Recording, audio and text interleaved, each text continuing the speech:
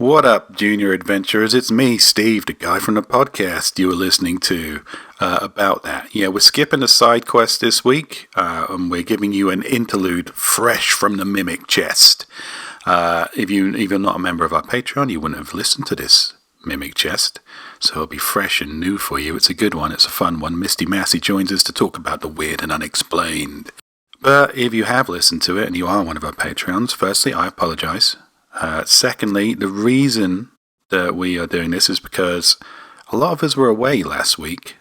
I don't know if you heard, but we're making a frickin' movie out in sunny Pittsburgh. Mostly sunny, rained a bit. And I got to go over and see how that was going, the Shingles movie.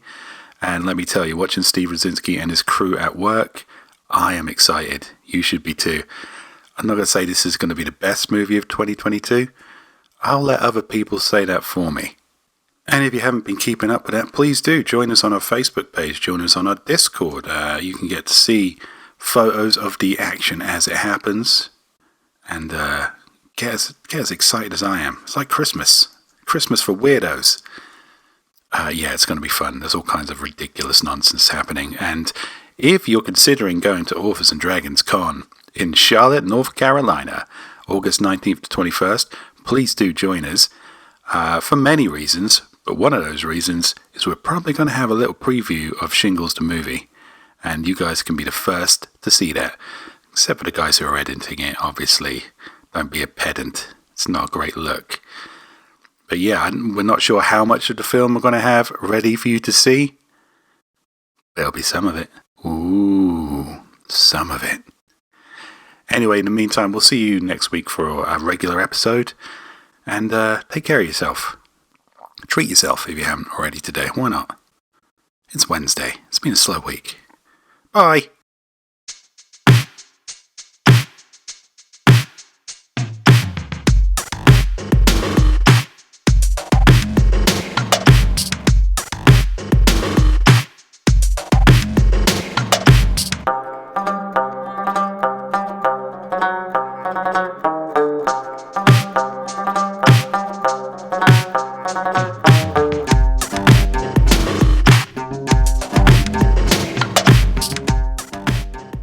Ever been the only person in a Walmart?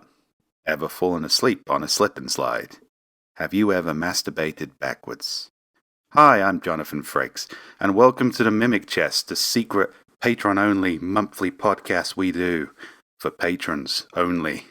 And generally, the premise of the Mimic Chest is we mimic other better podcasts, and today we'll be mimicking sort of Last Podcast on the Left, sort of.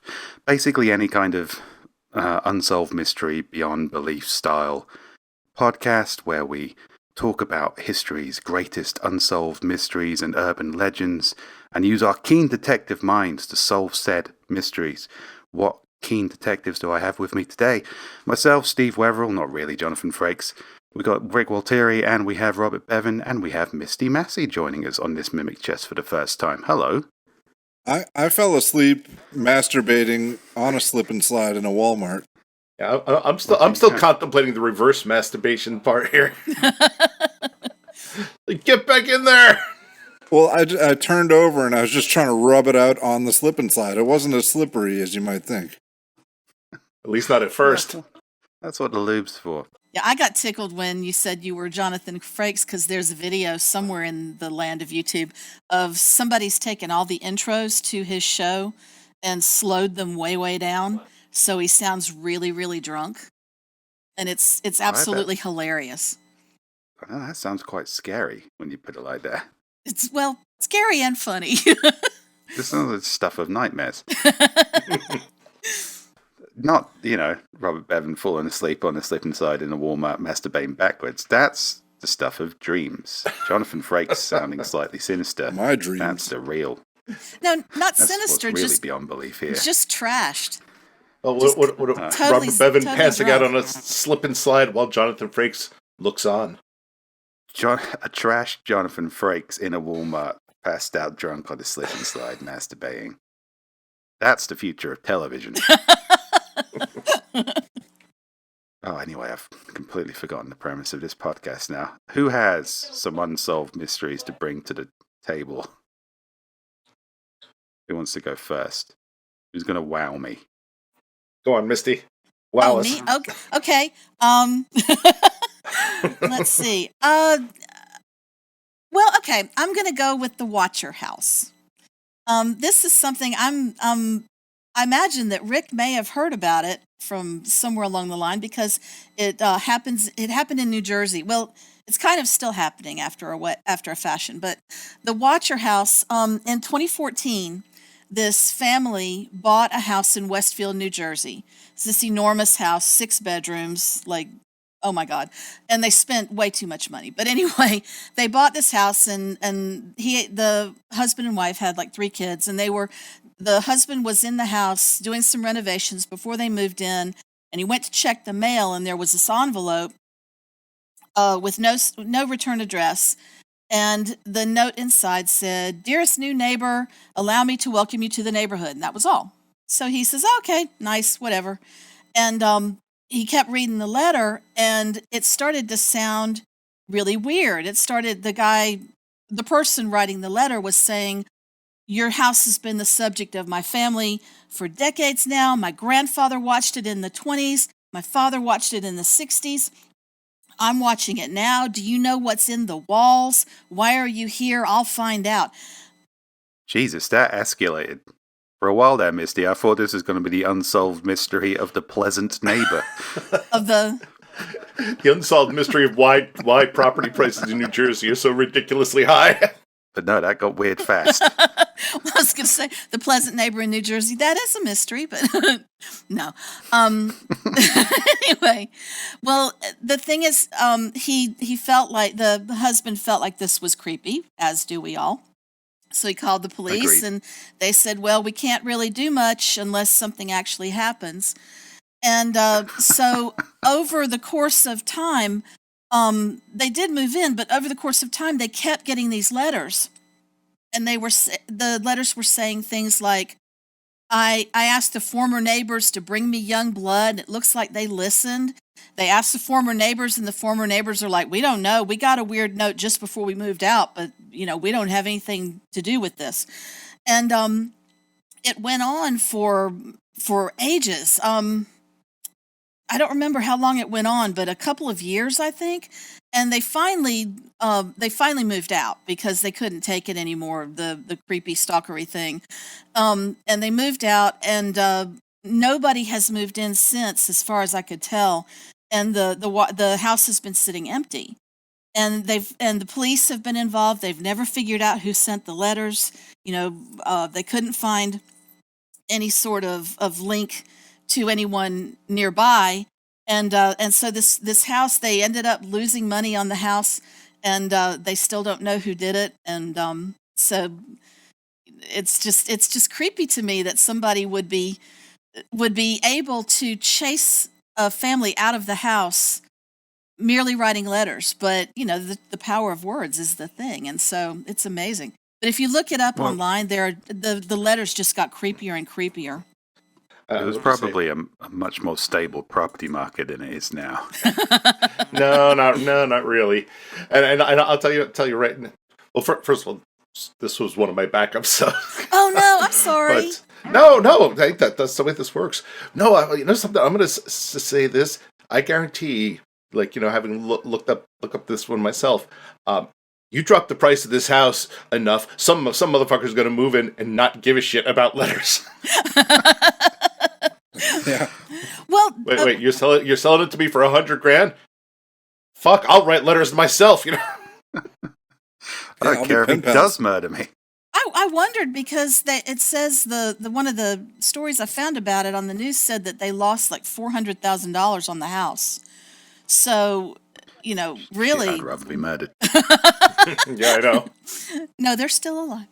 But I wondered if it was another neighbor who, like a crotchety old guy who just doesn't like children, and said, "I'm going to scare these people out of the house," and sure enough did. But they haven't been able to pin it on anybody.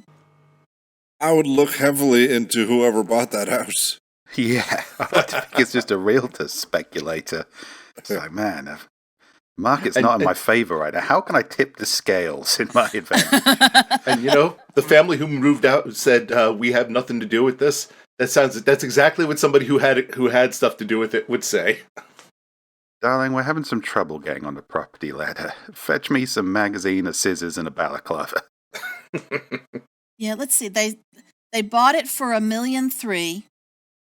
Jesus. They sold it for $950,000 in July 2019, and it doesn't say Wow. who they sold it to. Yeah, I Sounds know. like- $1.3 million. Oh no, the poor rich people. Sounds like they were rich enough to hire a fucking private detective. Or, invest in some decent locks. I know, right? Put a fucking security system on there. They hired a private detective and an ex-FBI profiler, and the profiler concluded that it was someone in their 50s or 60s who lived nearby. Well, gee, I did that too, and I didn't get a dime. So, Oh, man, I want a job as a profiler. That sounds easy. right? Yeah, this guy sounds like a real freak. That'd be $500, please. Yeah, Seldriana says it's the weirdest Zillow description ever. I'll have to go hunt it down because I'd love to see what Zillow actually says about it. But although I guess in the walls. if it's sold now, I guess it wouldn't be listed anymore, would it? I think the solution here is this, somebody who's just like some voyeuristic family just to or some exhibitionist family to buy this house and just put cameras everywhere and just broadcast it to the internet and just be like, fuck you. Absolutely. This must have happened before the massive true crime boom, because otherwise the value of that house is not going down, it's only going up. Right, exactly. If two of you found this independently of each other, I guarantee you that Zillow listing is somewhere on the internet. It's listed, but yeah. Well, on Zillow anyway, it's sold. So. Oh no, I'm talking about somebody copied and screenshotted that. Oh yeah. I'll keep hunting. Because yeah, you're right. I like the police attitude here. No, is that typical of New Jersey? It's like, well, are you dead yet? Well, fuck off. 100% typical of New Jersey. Is it's like, hey, it's like, somebody stole my car. Yeah, what do you expect us to do about it? Well, I can't help notice that you're still breathing, pussy. Yeah, it seems like maybe they should have got a little bit of help from the police there. And maybe a little bit more help from that FBI profiler as well. I know, it sounds like New Jersey law enforcement just does not give a fuck. Yeah, I don't understand why they couldn't dig up something, because, it just seems like an easy solve.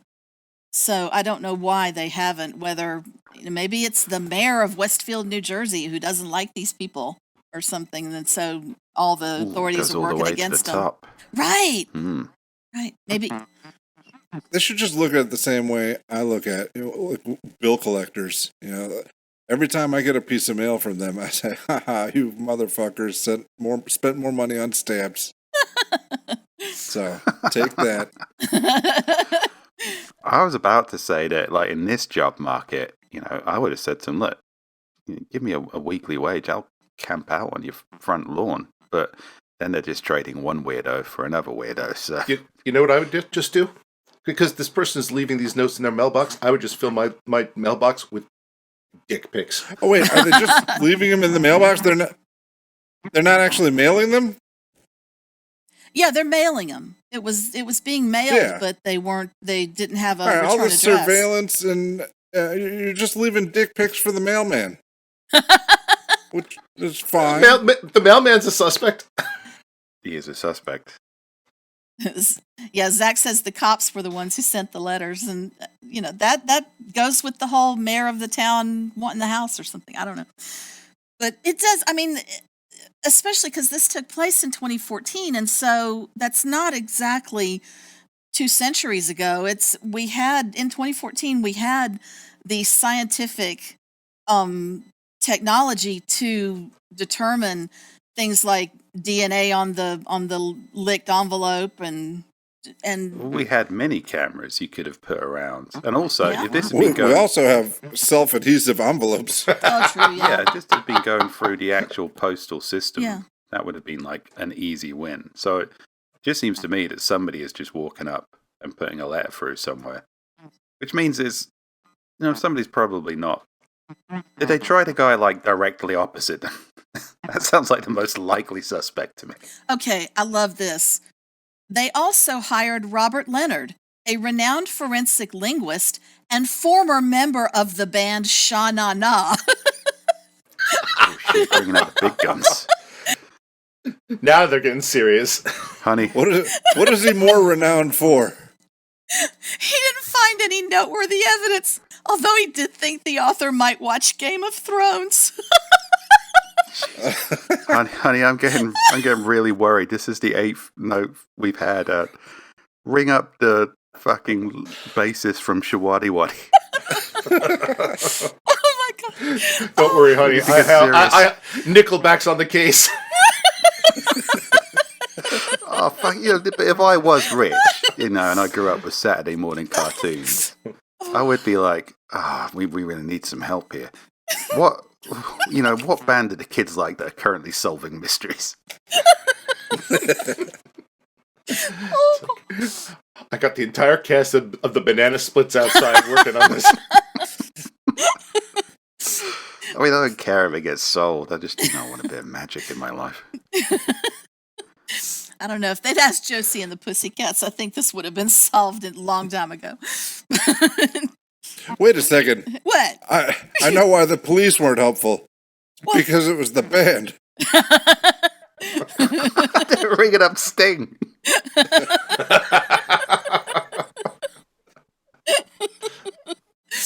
Oh, God. I cracked this one.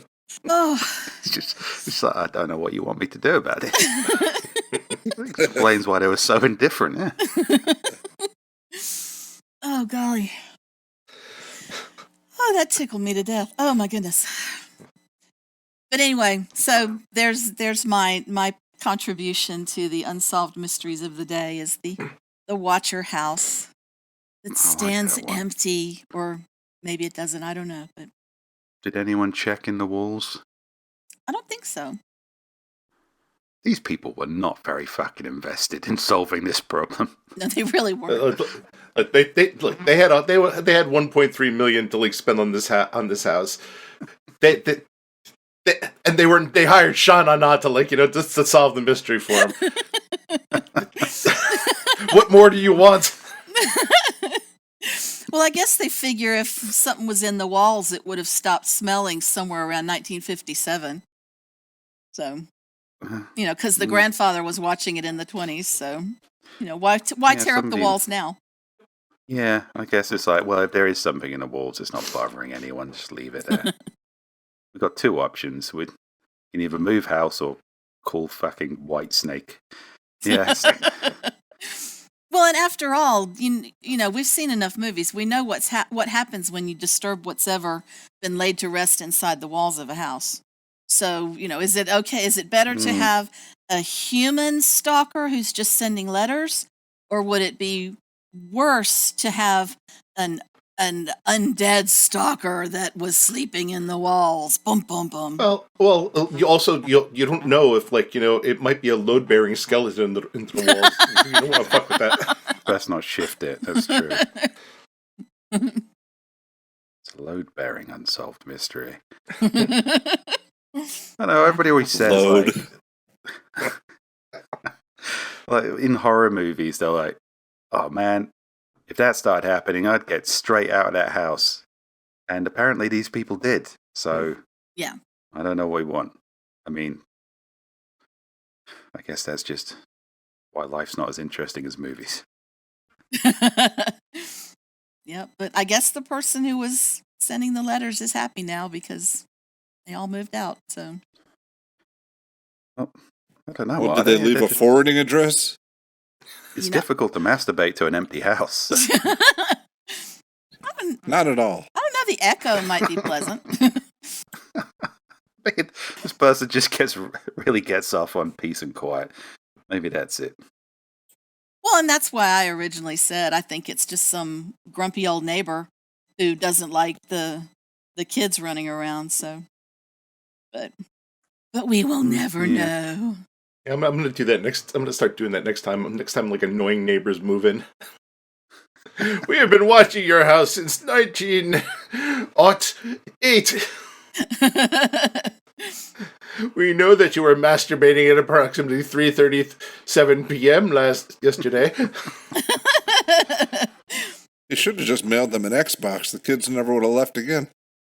Right? I mean, the only thing I'm really taking away from this is the faint ennui that I could have been in a glam metal band that solves crimes. I didn't realize that was a possibility, and now I do. There's still time, Steve. Yeah, you're right. We should never give up hope.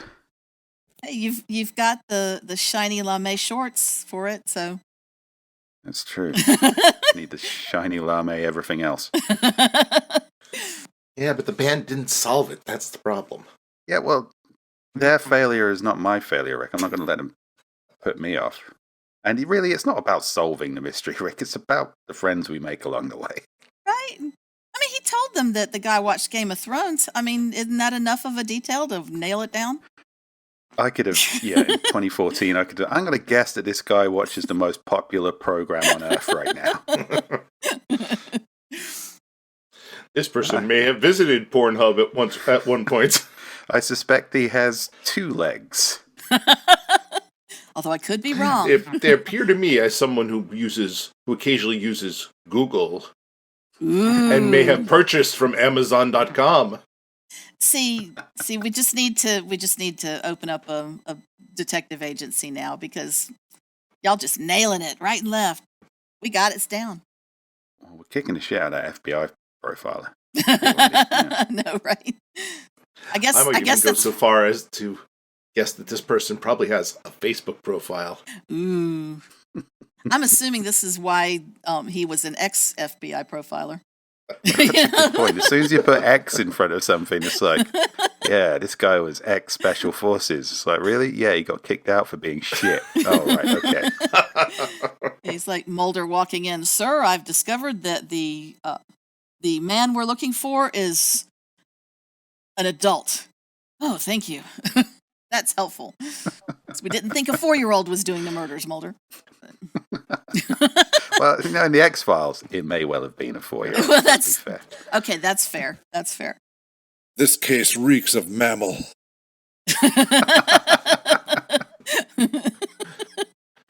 I would bet my reputation that this person has ingested oxygen. See, we could all be part-time musician detectives. Sherlock Holmes shits isn't hard. Yeah, Grizdrop says there were murderous children in the first season of X-Files, and you're exactly right. The Eves, those were some dangerous little shits. Did y'all watch the X-Files ever?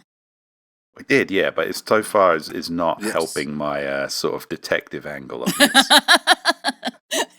this. You wouldn't want to hunt down the Eves. They were vicious. They were brutal. No. Well, so far all we're hunting down is somebody who's sent some vaguely threatening and weird notes. Yeah. Not even threatening, just weird. Just weird. With a slightly Chuck Tingle tone to them too. You know, if you read the letters, it's not fully Chuck Tingle in his glory, but just have somebody that may have read a Chuck Tingle novel and said, I can write like that. And so Pounded in the butt by vaguely threatening letters in my mailbox. Misty, I think you may have pointed people more in a more reliable direction than whatever the FBI has to offer. No, Chuck Tingle is good. We love Chuck Tingle. It's the perfect cover. That's true, because we do love Chuck Tingle right now. Nobody would suspect. Yeah, they used to love Jimmy Savile. Anyway, what's next on the Unsolved Mysteries? What do you have, Rick? All right. Well, I have the Oak Island Money Pit. Yay! This goes back several hundred years, starting in around the year 1800, when one Daniel McGinnis was looking for a location for his farm, and he found a tree with what appeared to be an unnatural depression beneath it. Daniel being, intelligent person put two and two together, and rather than looking at this and saying, okay, stupid sinkhole, said, no, there must be pirate treasure from Captain Kidd buried here. You know, of course. Reasonable expectations. And he and some friends started digging. And, well, apparently the digging really has never stopped since then. So they found strange things, apparently, in the quote-unquote money pit. Digging down, they found, flagstones with bizarre carvings on them. They found, oak planks. They found coconut fibers. When one magma. No, I don't think they ever got that far. But one thing they did find, and I know this will come as a surprise considering this is Oak Island. But when they hit about 90 feet, the whole thing started to flood. And that's the thing that I don't understand why they were surprised about. You're on an island. Of course the water table's high. Well, apparently over the years, multiple companies have been created with to come in and both continue to excavate the original and then dig multiple other new shafts. And apparently the original shaft was lost over some time because the tree was taken out, and now nobody knows where the original is. But there's been a dozen 200-foot shafts dug on this island that have pretty much never found anything. Yet people still think that there's that that they're we're gonna find Captain Kidd's treasure. And I'm thinking yeah.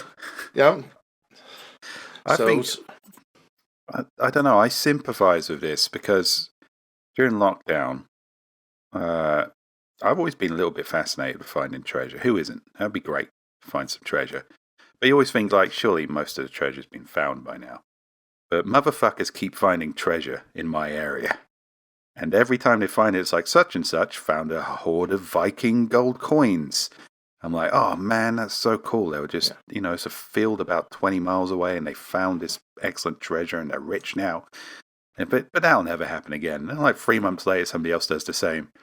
And in lockdown, I think this has happened 5 or 6 times. So while they're sitting there on Oak Island digging for fucking water, over here people are just stumbling over Viking treasure. So, well, the thought on these motherfuckers is they're I dug 50 feet and didn't find anything, but I know some motherfucker's gonna dig 51 feet and find the mother lode. Grizdrop in the chat says, doesn't your country claim all treasure though, Steve? No, my country was just the best at it. Every country did it.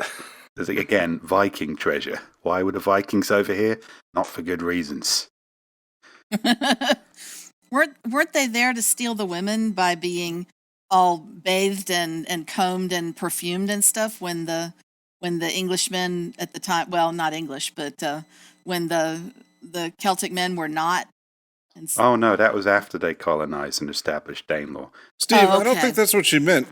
I think she means if you find treasure, does the government claim it as government property? Oh no, I thought you just meant empire. Although yeah, but oh yeah, no, yeah, that's what she means. the government, old dabbits die hard, so yeah, they do claim, the government claims it as theirs, but they give you a reward for it. So Hey. Whereas in the old days, and a tax bill. It's oh, I see you found this treasure in this country, which is yours in a very technically sense. I'm claiming that shit, which is why we have the British Museum. Because we have a flag. So the real mystery here is, why were these guys so hell-bent on the idea that Captain Kidd's treasure was under this tree? Who is Captain Kidd? And what is an Oak Island? I don't know. Captain Kidd was a pirate. Apparently he was a very successful pirate. Oh, that's successful. Not according to his treasure stash. And well, apparently he was a successful pirate both at finding treasure and really successful when it came to hiding treasure. Okay, I just do need to point this out as the pirate girl in the room. Privateer. He was a privateer. He only got in trouble for piracy when the politics changed. Fuck that. If you have like $2 million worth of gold and you're burying it somewhere, you're a fucking pirate, okay? Okay, fine. That sounds like a very kind of financial district explanation there. Yeah. That sounds like the kind of shit that when he gets arrested. No, I'm a privateer. Oh, but it happened. Look, I'm a privateer. See, here's my permission slip, my letter of marque. Don't give me any of this Mickey Mouse Club bullshit. You're a pirate. Well, it depends on who you're pirating for.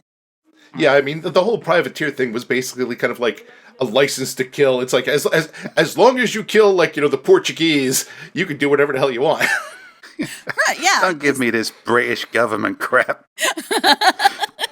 No, that's exactly it. It's like, I come before me. Yes, I'm the king, and I will send you all out here as a permission slip, and all of you go and capture any ship you want except British ships. No English ships, but the Spanish, the Portuguese, knock yourselves out. You have my permission. It's like, yeah, you want to murder the shit out of those people? That's A-okay with us. No, they should have handed their treasure over.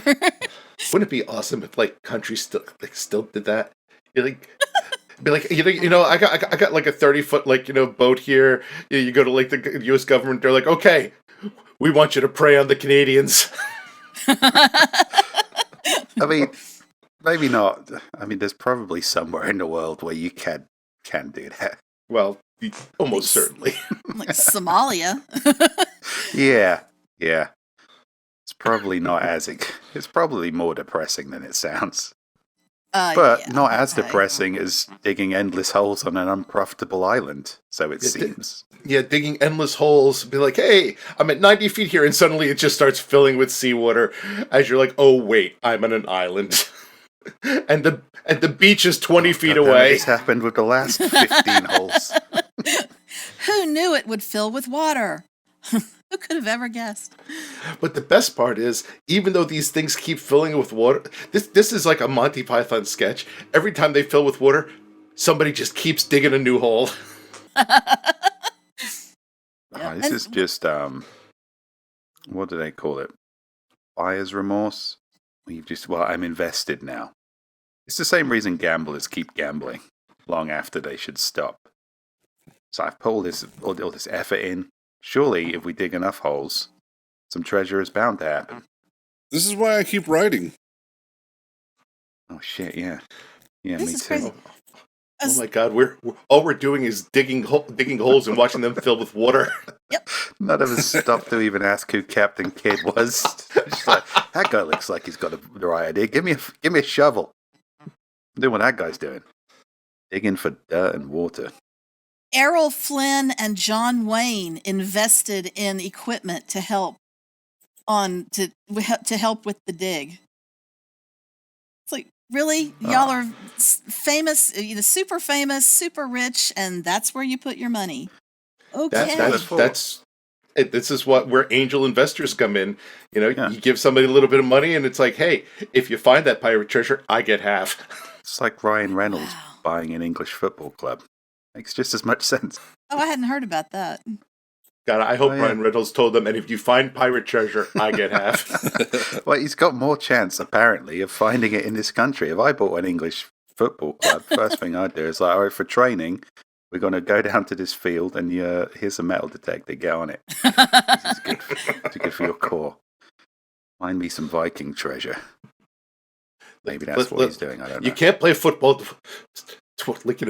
365 days of the year. So on your days off, you're going to be digging holes. I mean, it does sound more exciting than soccer. Let's be fair. I mean, in all fairness, going to this island with a shovel is probably a more sound financial, investment than being an author. Yeah. Hey, well, Yeah, just wandering through the Midland fields with a metal detector is probably a safer bet. Paladin Steve in the chat says Oak Island is just a well all over again. Yeah, he's got a point. That has not yet been resolved. Actually, Steve, aren't they always finding things in ponds over there? Like people are finding swords and stuff in the muck of a pond. Oh, yeah. Yeah, that happens. I thought you meant bodies for a minute there. No. Ew, yuck, no. When that happens, I meant you're more treasure. likely to find a body than something cool. Yeah. If you find a body, nobody proclaims you king of England. Yeah. I guess it depends on the body. I don't know.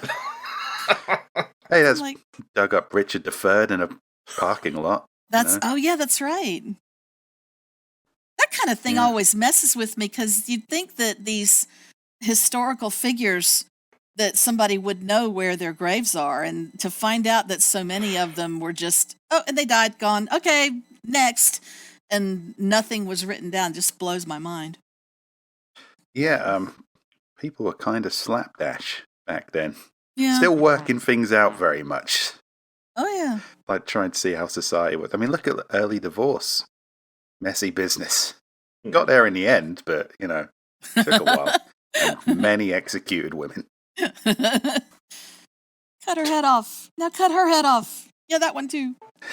Eventually, after about 5 or 6 women, they started thinking, probably a less execution-y way to do this. Oh, that'd be great if, we dug 90 feet and we just found, all of, Henry VIII's discarded wives.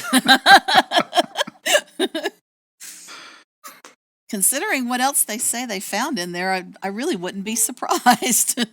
Because this says that somebody says they found Marie Antoinette's jewels. And somebody else says they found manuscripts indicating that Francis Bacon was the author of Shakespeare's work. And I'm like, really, paper? Seriously? In a pit of mud, you found paper. Okay. Yeah. One person's theory is somewhere, but this is where the Holy Grail was, where the Ark of the Covenant was buried. Absolutely. Hey, I can go with that because at least that was made of metal. Although I don't know how long does And ghosts. and ghosts.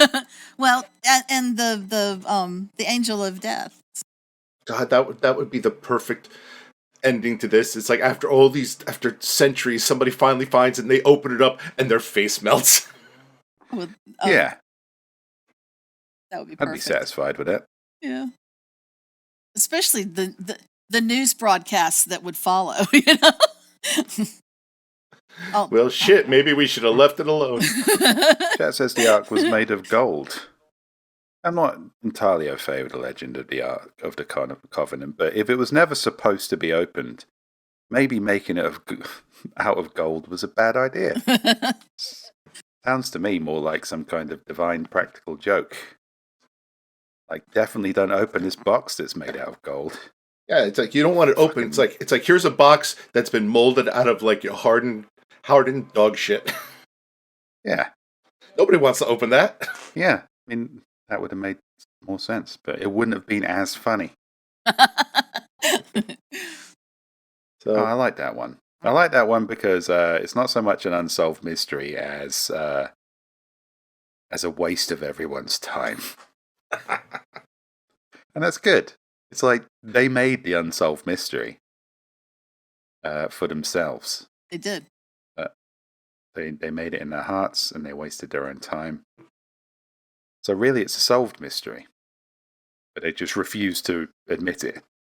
in some ways, this is like trolling before the internet. It's like, yeah, here's a shovel. I hear there's buried treasure over there. Go waste your life digging it up. The same guy doing it's just sitting there on a deck chair watching them, writing notes to some house in New Jersey while he does it. This is the life. Just fucking with people. And are they still working on it? Has it been abandoned? Does any? Apparently there's a show on TV or probably History Channel, like, you know, some bullshit there about it, but I didn't care enough to look it up. Here's the thing we learned from all of these things so far is that the real money is in pointing a camera at these things and monetizing them for the internet. Yeah. The guy digging for treasure, you might find it, you might not. The guy filming him doing it is always going to get a laugh. That's true. Chat The says middle- they're still actively digging it, so... Oh, damn. Wow. There's not going to be any island left. Right? The Oak Island hole. 10,000 years from now, when when the aliens arrive, they're like, "Oh, it's a sinkhole off the coast of Nova Scotia. There might be treasure in there. Let's start digging it." The world's first inverted island. Go on, Bevan. What have you got for us on this, the Beyond Belief style podcast we're doing? All right, I had to find this in a hurry, but I've got kind of a weird one. The disturbing death of Elisa Lamb. Oh, Do you know about this one? Oh, Yes. Oh, Yeah. yeah. You've seen this? Oh yeah. Dusty knows Yeah. a shit. Oh, this one is so Well, creepy. Go, Robert. All go. of these are on the same page. Okay. I'm just going to read this shit because, all right. January 26, 2013. 21-year-old Canadian tourist Elisa Lamb checked into the Cecil Hotel in downtown Los Angeles. When she never checked out on February 1st, nor had any contact with her parents, the Los Angeles Police Department was contacted. On February 19th, 18 days from the last time she was seen, Elisa Lamb's body was found floating and naked in a water tank on the roof of the Cecil Hotel. Her body was found due to hotel guests complaining about the hotel's water pressure. One couple even reported the water was coming out black and had a bad taste. Ew. I know. According, Why would you drink it if it was black? yeah, really. According to the hotel's manager, when Elisa Lamb had originally checked in, she was staying at a hostel-style room with other travelers, but later was moved to her own private room due to complaints from her roommates about odd behavior. The last time she was seen was on surveillance footage on the hotel's elevator. The footage showed Lamb acting strange and peculiar, almost like she was hiding. She also moved her hands in weird and inhumane ways, and it looked like she was talking to someone who was out of the security camera's view. I did watch the video footage of the elevator. Certainly weird. I don't know that I'd call it inhumane.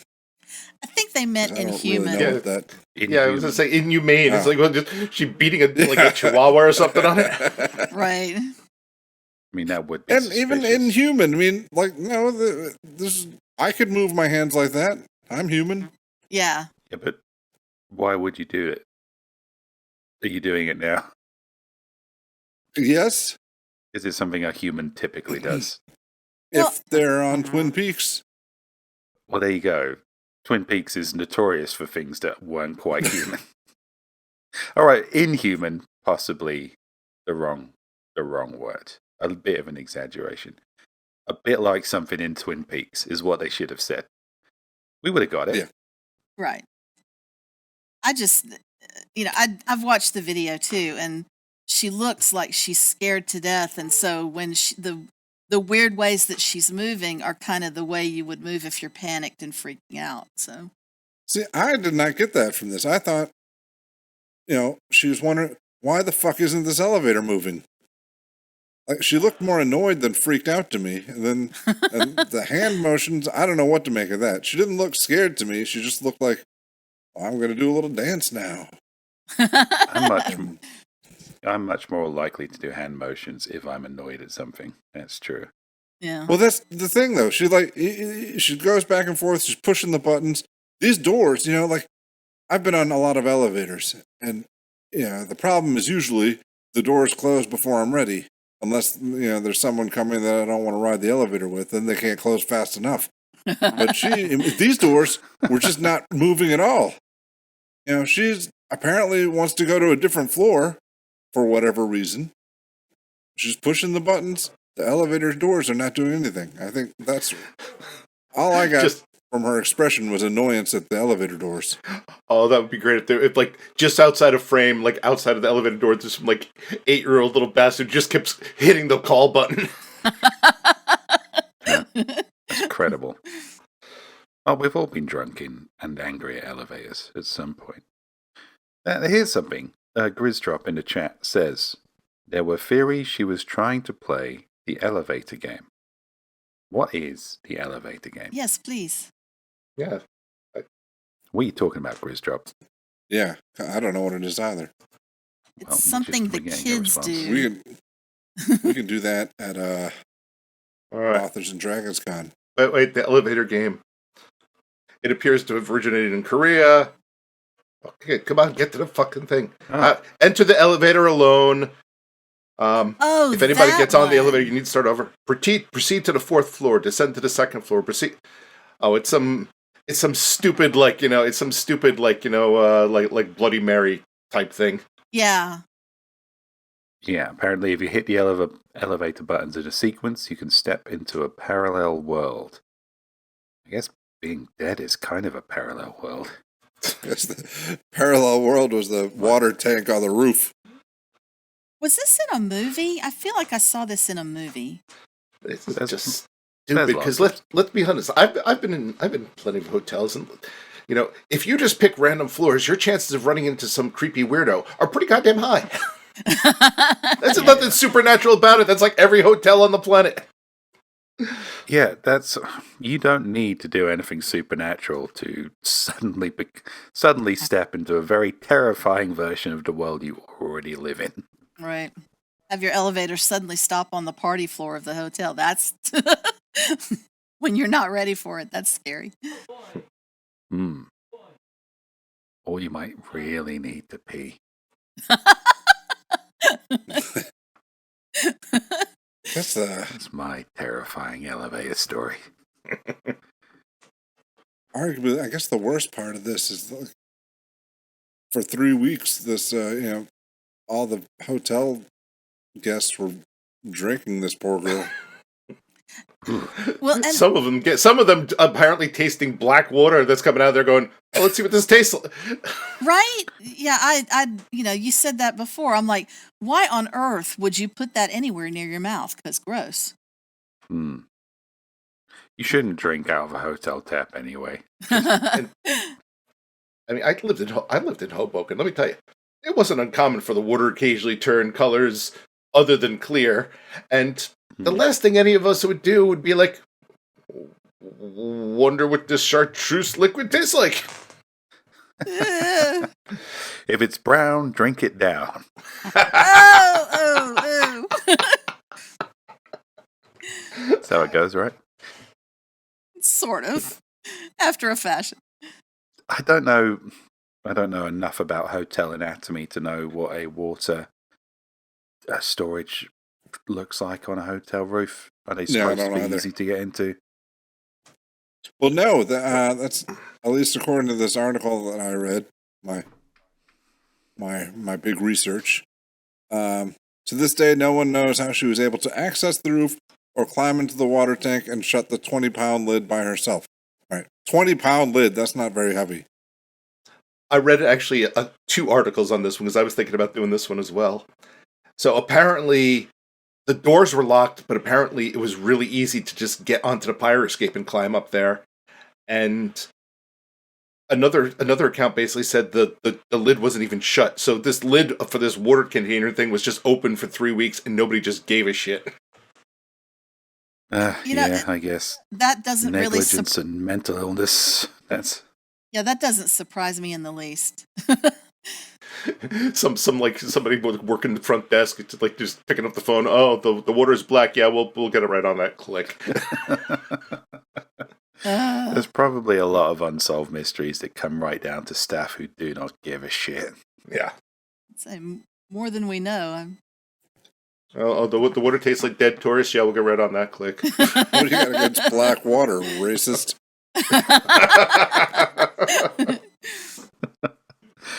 Well, it seems like maybe the credible explanation is a mentally disturbed woman who just did her best to kill herself, I guess, in an unusual way, and it was awful for everyone concerned, except the staff who didn't give a fuck. especially for the people drinking. Yeah. Grizzdrop says lots of people have died in that hotel. It has an interesting history. I guarantee it all comes down to like one staff member who just does not give a shit. Yeah. He's about 113 years old, still working there. Yeah, that person was just like, I only got 4 hours on my shift. I ain't dealing with this shit. Yeah. $40 a night. What do you want from me? Really. Drink the corpse water. He lives on the first floor and just goes shuffling off to his room after his shift is over. That's the real unsolved mystery. He's smart enough to drink bottled water. You need to track down the maintenance guy for this hotel. I reckon interviewing him for maybe 20 minutes, you can solve a lot of unsolved mysteries. I mean, seeing like, the amount of enthusiasm some of the people working in hotels give, I wouldn't doubt that all of us have bathed in dead person water at one point or another. Okay, when it happened, it was That's reassuring. when it happened. It was called the Cecil Hotel, but now they've changed the name to Stay on Main. I'm like, y'all, no, just changing the sign is not going to keep us from knowing that you had black water. I thought you were going to say that they changed the name to Stay Out of Our Water Tank Hotel. That'd be more It'd be specific. great if they were called Stay on Main and they weren't on Main. This is not the pool. Oh wait, no, I'm wrong. I'm wrong.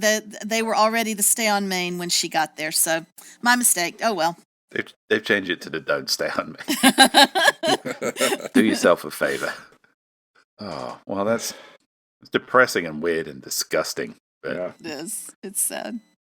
yeah. But I remember when that video first came out, it was all over. Everybody was sharing it on Twitter and YouTube and Facebook and stuff because it looked so strange, and without knowing what was happening, it kind of did look like she was being chased by an assailant who couldn't be seen by the cameras. Which Well, he must have been slow as fuck. right. Well, I think we solved one thing here.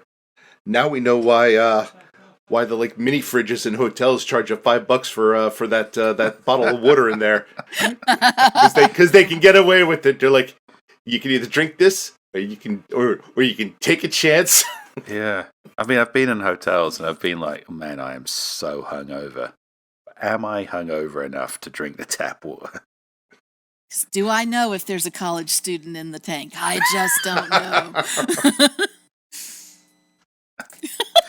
Oh. Well, you know what, Misty? It seems it's your first time on this Beyond Belief Unsolved Mysteries last podcast and the last rip-off podcast format that we do. Why don't you go again? What else have you got for us? Oh, Wait, you haven't gone, Steve? yeah, you haven't gone. Yeah, I know. I'm skipping me until I can verify where I have a story. I'm not sure if I've already told it. The Okay. real unsolved mystery is my alcohol problem. Well, I told you before, my favorite unsolved mystery right now is what the hell happened to my banana pudding dish? Because it has vanished from my house and it shouldn't have. But if Is this a pattern? I don't know if this is national kind of interest level stuff yet, Misty. all right, fine. But if it continues to happen, keep us posted. I'm more curious why it's specifically a banana pudding dish and not just a pudding dish. Because it was the perfect size to lay all the little Nilla wafers in and have an exactly even amount. Where other pans you would end up with having like a little edge that needed half a cookie or something, and it was strange. Why do you hate other flavors of pudding? Racist. I bet you don't even like black water. I actually hate banana pudding. It's my son that makes it and loves What? it and eats it, but I despise Well, banana pudding. then this isn't good news. We've gotten rid of the accursed pan. Oh, the layers go deeper and deeper. I think I've solved this mystery. No. And now to return to my part-time career as a bassist with Shawadiway. Oh man. No. I keep the pan because my husband and my son like banana pudding and I love them and I want them to be happy. So but in the meantime I'm gonna make blackberry cobbler later, so y'all come on down. Oh, in a pan that looks disturbingly like the banana pudding pan. Nope, not even the same color. Completely Wait a different. minute. Because blackberries you don't have to count out. You can just dump them in and ta-da, the end. So banana pudding is just too specific for me. You have to count everything and lay it out carefully, and that's a lot of work. But if you want an actual unsolved mystery that other people might care about besides just me, I did pull up the mystery of the Black Dahlia, which took place in 1947. This woman, Elizabeth Short, was in Hollywood, well, in Los Angeles, hoping to be an actress, and she was trying to meet the right people who could introduce her to the other right people, and yada yada yada. You know how that goes. And one morning, her body was discovered cut in half at the waist in an empty lot somewhere, and they have no idea. There have been lots of suspects over the years, but they really don't know who did it or even why. And it was I read about her when I was a kid, and the idea of somebody being cut in half at the waist just terrified me no end. And it's still a creepy image, and makes me nervous, but there you go. How old was Kevin Spacey at the time? 4. Hey, Well, hey, old enough. murderous children. I can see the Hollywood producer logic back then. It's like, this dame, she's got great legs, see, but we don't want to pay the rest of her. Yeah, I gotta say, like, seedy, horrible undertaking in Hollywood, in the Hollywood system. Not really an unsolved, more like an unsolved inevitability. But Alternate theory, if you've seen Walk Hard, she might have been in a machete fight. Oh, there you go. it's been in a machete fight. You'd have to be pretty heavy on the old machete to cut someone in twain. Walk Hard was a documentary. Let's see. Yeah, that's true. Yeah, they said whoever did it had transected her vertebrae, and so I mean, let's not jump immediately to foul play. She could have just, like, really vigorously, like, you know, sometimes you're walking along and you go to turn in one direction, but then you realize it's the wrong one and you go to turn in the other. She might have just done that, like, really hard. Or she was tightening her belt. Maybe her razor wire belt. It was the style of the time. Oh, and okay, here's These awful. new corsets are rather tight. And here's awful. Newspaper reporters called her mother in Boston and told her that her daughter had won a beauty contest so that they could pry information out of her about the woman. And after they got as much as they thought they could get, then they said, oh, by the way, she didn't really win a beauty contest. She's been murdered. Bye. Psych! You gotta love yellow journalism. Yeah, journalists being unrepentant pieces of shit isn't really an unsolved mystery either.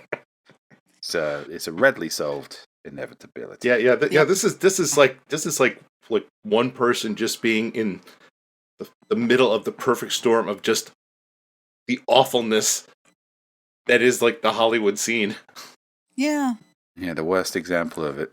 I mean, it's a lot of work to go to when, you know, if some powerful man has slept with her, say he slept with her and got her pregnant, and she's going to tell the news or something, and he'll strangle her or hold her under in the pool or push her off a cliff or something. But they went to the trouble of cutting her in half, and why?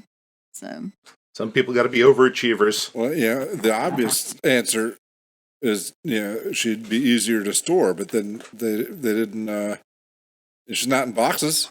So yeah, Right, I'm no. going to present another theory. This was a time, like, at the, entertainment industry was getting big. There were a lot of magicians out there taking a lot of risks. And things are bound to go wrong. What were you up to, David Copperfield? Now we know it's the actually, I take that back. I'm going to go back to my storage theory. If she needed to fit in 2 coolers, like, all right, yeah. But then once you dump the body, you don't want to throw away those coolers. They are expensive. I reckon. Here's what I reckon happened. A Hollywood producer had been a Hollywood producer, and this woman friend to report, said Hollywood producer. He went, "Oh, you know what? I'm going to murder you," in a fit of entitlement. Did so. Panicked, thought, "Man, I have to get rid of this body." Cut her in half, put her in suitcases, was walking along looking for a place to find it, and then went, "Hang on, it's the 1920s and I'm rich and powerful," and then just dumped it and went back home. Correctly assuming that no one would ever care or give a shit. Well, that was depressing. But feasible, Rick. Yeah, Yes. that's very feasible and probably true, because if the news hadn't decided Wouldn't be depressing if it wasn't feasible. Yeah. well, and if all those journalists hadn't decided this is the latest exciting thing, then it would not have been any sort of story beyond a week or two. Yeah. Wow, the pinnacle of human tragedy. Sensational. Exactly. Wow. So, wait, I can't be prosecuted. I'm white and rich. Right. Well, and like the name that they gave her, the Black Dahlia, has absolutely nothing to do with Elizabeth Short or anything about her. The newspaper reporters love to name stories that way, and so they named her after a film noir that had just come out called The Blue Dahlia. And in The Blue Dahlia, the Blue Dahlia is a club in the movie, and so it's like, let's name her after this movie, then, and which has nothing to do with anything, but it sounds vaguely naughty. You know, the producers paid for that. They're like, think of all the free publicity. Right, exactly. It's like, Just on the phone to the journalist, that we got a movie coming out. Next sensational, awful murder that comes up. I want a reference. I want a sweet publicity. right, exactly. Ah, We should make a movie called Hello, Dahlia. we shouldn't do that. I mean, we probably should. Oh, no. That's somebody's gonna write that as a shingles, aren't you? You have the perfect sequel here. Valley of the Sex Dahlias. Oh, no. My ongoing mission to destroy myself. I must write that book. Yeah, this does sound like a shingles chat. It does. Makes you think, doesn't it? Hey, why not? Everything else has been said about this poor woman. Why not? Ah, dear. Yeah, I mean, I don't know. I don't know if there's...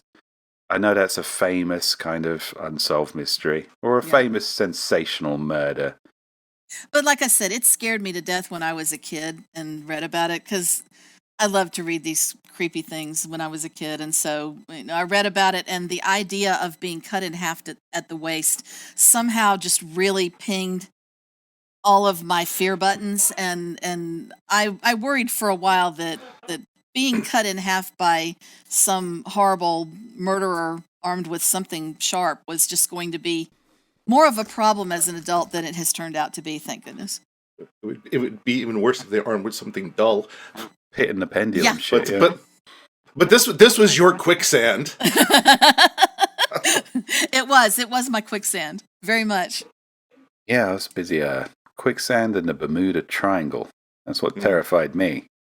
But the much more real possibility of just being murdered and cut in half. Yeah, that's depressing and horrifying. Some real medieval shit there, but You're welcome.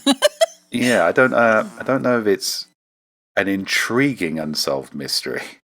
Nobody It's said more like in a intriguing. town full of rich in a town full of rich people who are going to back each other up when the cops come calling, Yeah. or just hand the cops a pile of money to go the other way. Yeah. Yeah. I mean, it could really just be a case of, I'm so rich and powerful, this is the only thing that gets me hard anymore.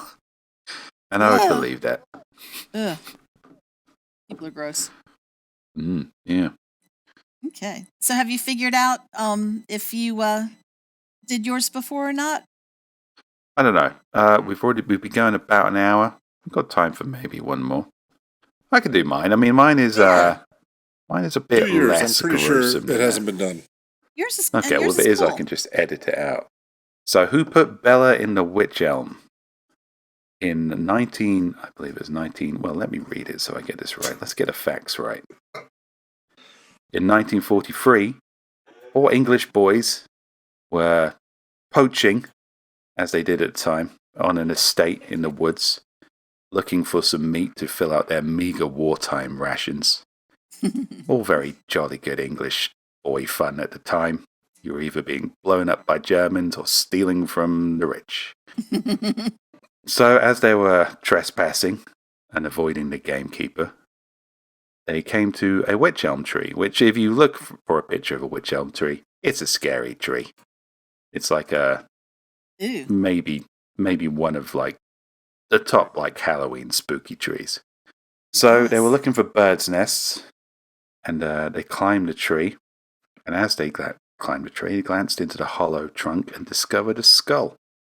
And seeing human hair on the skull, they realized that they had to go to the police. So it turned out the police showed up. There was a complete skeleton within the tree, almost, missing a hand. It had a shoe, a gold wedding ring, and some fragments of clothing. And its mouth was stuffed with cloth. Some of the teeth were removed. And the forensic examiner, what is the forensic, whatever they called that in the 1940s, the corpse detective, deduced that they were stuffed into the tree before rigor mortis would have taken hold, so shortly after the murder, or while the victim was still alive. And basically, there were a lot of people dying at the time, because it was World War II. So it kind of got put on the back burner, despite it being such an unusual murder and corpse disposal. And 6 months later, graffiti started appearing in the town around the site with "Who put Bella down the wych elm?" And that graffiti continued up until about the 70s. So about for 30 years, people would graffiti around the town, "Who put Bella down the wych elm?" And they never found out who she was, or indeed who did it. Although there were some theories, some spooky theories. Ooh. So did she just get named Bella randomly? She got named Lou Bella, and Bella for short. The graffiti would switch between the two. I'm a little disturbed by how you started this. Where you said they noticed hair on the skull, so they reported it. What if if this person had been bald? It would have been like, fuck this. Maybe. Yeah. That's just a risk we take, Rick. But These are boys. They'd have taken the skull home. yeah, if it'd been an animal skull, they probably would have boiled it for broth. They were hungry young boys, Rick. But no, they did the right thing. They risked the severe beating they assuredly got, and for trespassing, and reported the murder. And there was a couple of theories. Apparently, I think it was about 10 years later, somebody reported that her ex-boyfriend had, and a Danish man had picked up a drunken woman at a pub, and in order to teach her a lesson about morality after she had passed out, stuffed her into a tree, which sounds like a bizarre thing to do, but, you know. That's how you teach Crazy people drunk morality. people. Okay. Yeah. If you're really fucking drunk and somebody else gets really drunk and passes out and you're like, "I'll teach you, I'm going to put you in a tree." I mean, it's not entirely incredible. I've had similar thoughts. Never accidentally murdered anyone, so that's good. But I don't know, I guess maybe it was the 1920s equivalent of drawing a dick on someone's face. It kind of sounds a little bit In the like days before Sharpies. Kind of sounds a little bit like the beginning of an Eddie Izzard bit. I'm gonna stuff you in a tree. Like, okay, where are we going with this? I don't know. I don't know where Eddie Izzard was at the time, but apparently the person who allegedly confessed to this was so haunted by the image of this woman staring out of the tree at him in his dreams that he was convicted to an asylum and died there shortly after the body was discovered. So there was no evidence of that. It could have been just something somebody made up for attention. Another theory was that the person was part of a German spy ring, who was executed for knowing too much. the final theory was basically somebody saying, you know what? Witchcraft. That's what my I one is think. weird. It's like, we have ways of making you talk. Are you going to torture me? No, we will stuff you in this tree. Put you I'm in going a to kill you tree. and put you in a tree. Okay, I'll talk. It's too late. I really like the idea of this. It was more like, I'll talk. Okay, talk. Okay, now we're just leaving you in the tree. We don't have to feed you lunch. But the German spying, apparently, well, here's the thing. It's like, it happened around a feasible time of a lot of German spy rings being uncovered. But then again, it was the style of the time. That sort of thing was going on. So, Yeah, but German spy ring finders don't have time to be stuffing people into trees. You shoot them in the head and go on with your spy ringing. yeah. Yeah. I mean, this was a little bit, the Nazis were known for their sense of the dramatic. But yeah, apparently it was death by asphyxiation. Like I said, some cloth was found in her mouth, which backs up the kind of witchcraft thing, because apparently the hand being removed is significant to a particular kind of ritual, as is the cloth being stuffed in the mouth. So it might have been some kind of witchcraft sacrifice. Maybe Nazi witches. Maybe Nazi witches. I mean, that's horror movie stuff. That's interesting horror movie stuff. But I don't know. If you listen to this, Oh, Google shit. Sorry, Steve, that reminds me. Hitler AIDS. Hitler AIDS. What? Oh, right, yeah, of course. Oh, I'll stop my timer. Oh, you got it right in on the wire there. We're nearly finished. Normally we get that shit out of the way like 15 minutes in. Well done, Bevan. You had both a Hitler and AIDS reference. Although, really, I can't help thinking you were just kind of putting them out there to keep your bang average up. But anyway, yeah, if you want to Google a picture of a witch elm, a spooky tree. And if you Google a picture of this incident, you will find a picture of the skull as well. So you can get a spooky skull picture out there too. Yeah, already done that. Now, it says that they might have taken the hand to make a hand of glory. That's the witchcraft thing. But a hand of glory requires the hand of a murderer. So was Bella a murderer before she was put in the tree? If she was part of a German spy ring, I would say, indirectly There a we murderer. go. Ooh. Just remember, kiddies, a hand of glory is not the same as a glory hole. Yeah, I was wondering that. No. Maybe there are multiple definitions of a hand of glory. I mean, I wouldn't do it, but I could see somebody taking a hand, so you don't have to use your own. Yeah, we know. Oh God!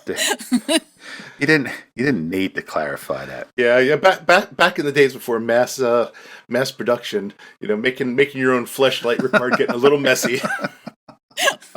It was just more economical, I guess. Thank God for Amazon. But anyway, yeah. So it's never been solved. It's never been identified, as far as anyone knows. So yeah, the question, who put Bella in the witch tree? They never even found the artist who made that graffiti. Huh. I mean, I imagine it wasn't the same person for the 30 years. I imagine it just became its own. It gained a life of its own amongst the locals, but still, some real hardcore urban legend stuff there. I'd be inclined to think of the boys who having not found much in their initial foray through the field, said, let's keep this thing going and maybe business will come to our little town. And no, they got the shit kicked out of them for not coming home with meat, so I send you out for rabbits and you come home with an enduring unsolved mystery. The belt for you, boy. Yeah, they're probably super bitter about it. Yeah. So, people didn't deal with trauma with graffiti back then. They just kept it all inside and got beaten by their angry fathers. I'm surprised those kids didn't wind up in another witch elm. Found a corpse in a witch elm. I'll put you in a bloody witch elm. Cycle of misery continued. Yeah. But But yeah, kind of fascinating. Because, I don't know, just a very unusual way to try and dispose of a body. A very unusual way to kill a body. And of course, the corpse was never identified. So a lot of mystery going on there. Yeah. Most of it unsolved. That wasn't disposal. Like that was I don't know what that was. Extreme gardening. No. Is Like that the only way witch showcasing elms grow? a murder or something? Because I think it's a lot easier to dig a hole than it is, or just leave a body. Because that witch elm, it wasn't hiding anything. Just leave the body on the ground next to the tree. Yeah, and the witch elm is or dig a hole if you the want to witch hide elm is a difficult tree. You could have hid this body in a much more normal tree with less issues. Witch elm is a pointy tree. tree. Is not an easy place to hide a body in. Whatever yeah, but I'm going to say the species of tree. It's not. You rarely go to a forest in England and see there's just like a bushel of wych elms there. They're a solitary, pointy, ugly tree, and you have to work hard to find them. So if you were dead set on hiding a body in a tree, this was done for stylistic points, is what I'm saying. It would have to be. Well, that's what I was saying too. Yeah, it would have to be because that's not. I mean, that's the opposite of hiding. That's showcasing. I mean, even if this woman was a small, well, they say she was 5 feet, and so even if she was very, very slender, like 95 pounds, something like that, that's not to be ugly, but dead weight, and that's really hard to lift. When it doesn't seem like much, but when my mother-in-law was ill and was living with us, she weighed like 85 pounds. But she was completely dead weight because she just did not help to help you to lift her at all. And getting her up out of a chair was such a production. So I can't imagine lifting somebody trying to lift a dead body, even a slender one, up high enough to drop it back down in the tree without some tools. The fact that you mentioned that this person was small solves it for me right there. What? Some drunk Irishman like, I finally caught me a leprechaun. He sobers up. He's like, oh fuck. Now what do I do with it? There you go. Caught a leprechaun and there's no gold. So they said, screw you, we're putting you in a tree. The hair and the skull red. Right? Well, this is obviously done by somebody with some weird ideas. Definitely. Chaz says, what are the chances she just fell in? What, lost a hand? The worst game of hide and seek ever. Well, a squirrel could have stolen a hand later, I guess. Badger came along and took the hand. Yeah, like a badger chased her into a tree. I don't know, Wych Elm's not the first place I'd go to hide, but maybe she didn't have a lot of choice. She could have been an amputee. What, carrying a hand around with her? Well, no, the hand was missing, wasn't it? No, they found the hand. Maybe she was looking. Maybe she was looking for her hand. Was chased into the tree by a badger. She got stuck in the tree and gnawed her own hand off. She could have been very, very drunk. Didn't know where she was. It's like the wych elm looked like a tree you can climb when you're drunk, mate to the drunk mind, because it absolutely isn't. That's a pointy tree. But she's being chased by a badger. She's panicking. Gets into the tree. How can I get rid of this badger? Maybe if I feed it my hand. I don't know, there's a train of thought there. Then the badger's just going to come back. Yeah, it's true. That's why you don't put milk out for cats. No, it's a really bad blonde joke. She got stuck in the tree and she remembered once reading about animals chewing their limbs off to get free of traps, and so she chews her hand off and goes, "Well, I'm still trapped." Death by that didn't work. misadventure.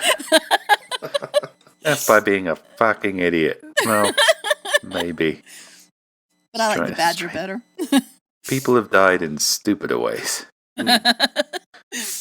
Poor Libella. Maybe the hand fell off after she died, carried away by a squirrel. Yeah, maybe. That's credible. Maybe. We'll go with that. But, yeah. I mean, that's the least horrifying thing. If she just got drunk and climbed into a particularly pointy tree and just died. I mean, I've been there. Sometimes you get drunk. But where'd the cloth in her mouth come from? Oh, yeah, exactly. I mean, not that drunk people wouldn't shove bizarre things in their mouths, but me scarf tastes like a scone. She spilled her beer, mopped it up with the cloth, and then when she got stuck in the tree and ran out of drink, she was sucking the tried beer. to suck as much. Yeah, Okay. I would have done that. Yeah. There are logical steps. I'm not saying it's incredible. Could happen. Drunk people, anything is credible. Yeah, so this might not be murder most foul or witchcraft or some sort of intriguing spy ring operation. Might just be somebody got a bit too hammered, put their friend in a tree, it went really badly. I A think drunken misadventure. with a badger. A drunken Yeah. bet gone wrong. Every story needs a badger. It's like dragons for English stories. Yes. Well, we've presented a lot of stories there, both mysterious and horrifying and depressing and ludicrous, maybe. I think we've probably solved most of them. Probably. We certainly did a better job of the fucking guitarist from whatever that band was than that ex-FBI profiler. So if you're listening, people out there with too much money and obscure threats to your privacy, you know where to contact us. You'll find our rates are very reasonable. And in the meantime, until next time, thank you for joining us on the Mimic Chest. Patrons, your funds make all this bullshit possible, so thank you for funding us. Your money goes into more podcast-related material, and it's always fun to have you along. So thank you, chat, for joining us. We'll see you next time. Bye. Bye. Bye.